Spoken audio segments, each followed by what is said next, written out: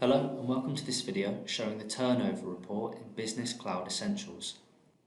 The turnover report is a really useful report showing how much profit is being made per stock item. There are a variety of different fields at the top of the page by which you can filter the report. For example, I would like to see stock turnover details for a specific customer.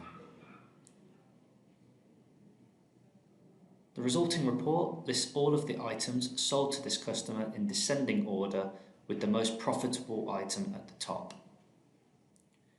We can see the ordered and delivered quantities, the turnover, the average unit price, the total costs, and the subsequent profit figure. This is real-time data giving the user instant visibility on what items are making the business the most money and what items are doing poorly.